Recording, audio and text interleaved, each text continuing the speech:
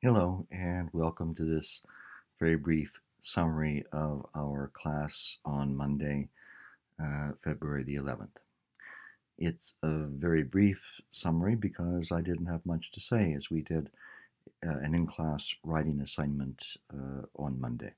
I did have a couple of remarks, though, at the very beginning of class, so let me just gloss those here very quickly. The subject, of course, of our writing project on the 11th is this question of what is anti-Semitic. And specifically, we are right now thinking through the question of, is this text that we're reading, Khirbet Khizeh by Yizhar, anti-Semitic in some way? Clearly, the most obvious way in which it can be considered anti-Semitic is that the narrator, is disgusted by, takes great exception to, is deeply conflicted by the actions, the behaviors, the attitudes of Israeli soldiers in 1948 as they attempted to expel Palestinian villagers from this fictional village of Khirbet Khizeh. The fact that these behaviors did not reflect terribly great humanitarian values on the parts of these Israeli soldiers could be considered um, anti-Semitic in that it's not complimentary. It doesn't cast uh, the early Israel or these Israeli soldiers in a terribly good light. It actually shows them as being quite racist, um, of exhibiting what we might understand to be uh, cruel behaviors toward the Palestinians. And then there's the whole problem of whether or not it was appropriate in the first place for these Palestinians to be forced from their villages, their homes, their farms, their land. So there's our specific question we're writing about on Monday, thinking about.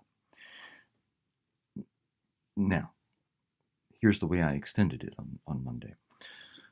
This question is really in the news right now because of something that a freshman member of Congress, someone who was just elected in November, freshman Congresswoman named Ilhan Omar, Omar. She's from Minnesota, a Democrat. She is a former Somali refugee. She became an American citizen and was elected to Congress, as I said this last November. Um, she is an advocate, a strong advocate for Palestinian rights, and has been tagged by the right wing as anti-Semitic for her trouble. Now, as you and I have discussed, it is quite possible. In fact, it is essential for those who feel that Palestinian rights have not necessarily always been respected by Israeli policy, uh, to be criticized.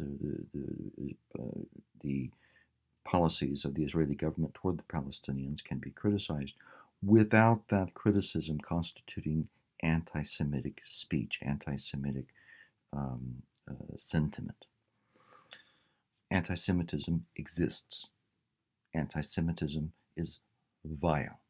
It is repugnant to every morally serious person on the planet. I am a Holocaust studies scholar. I want you to be absolutely clear that I am a strong supporter of Israel, and I never questioned Israel's right to exist. I do have a critique to make of Israeli government policy toward the Palestinians, though. Well, now, why is this in the news?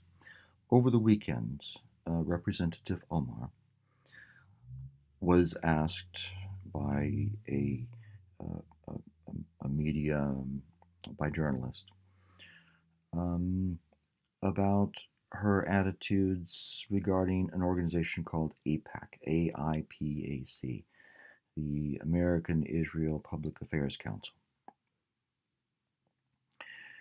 AIPAC is not a political action committee. It does not give money itself to candidates. But people belong to AIPAC, and these people give money to political candidates, people holding office, people running for office. AIPAC's role in all of this um, is to provide direction to people who do give money to candidates as to whether particular politicians and people running for office are so-called friends of Israel, whether they are supporters of Israel.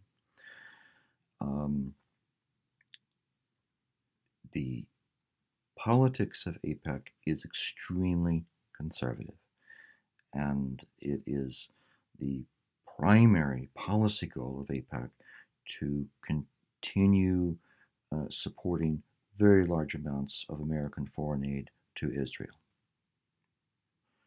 People may question whether or not American foreign aid should be as great as it is to Israel. This is a different question. There's no question that Israel as a state deserves the support of the United States and of every civilized nation. The Jewish people deserve a safe place where they can call home. There are people, though, that believe that because of Israel's treatment of the Palestinians, that some conditions should be placed by the United States government on the use of this aid in order to force changes by the Israeli government toward the Palestinians.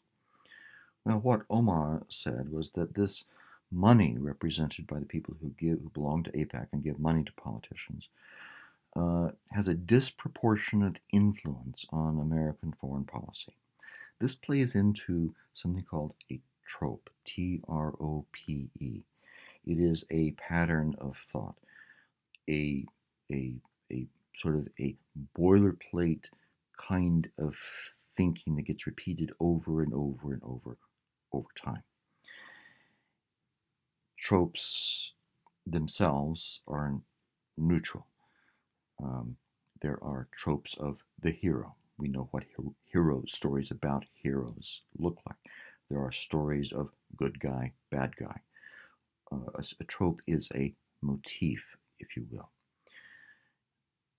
There are tropes of anti-Semitism. What Omar said about AIPAC and about this idea of Jewish money going to Israel through the influence of AIPAC played into this trope of anti-Semitism. The trope is this, that Jewish money plays a disproportionate role in the formulation of American foreign policy. This is anti-Semitic. Jews and non-Jews give money to political candidates and to office holders. This is as it should be. There is no conspiracy. There is no undue influence by people who are Jewish. This is an old, vile, ugly, anti-Semitic trope. When Representative Omar had this to say about AIPAC, what she said came way too close to this ugly trope of anti-Semitism, this trope about the undue influence of Jewish money. Now, so you see what we're writing about, what we're thinking about in terms of Khirbet Khizeh. We're asking, is it anti-Semitic? Well, the question occurs here. Is what Ilhan Omar said about AIPAC anti-Semitic? Where is the line?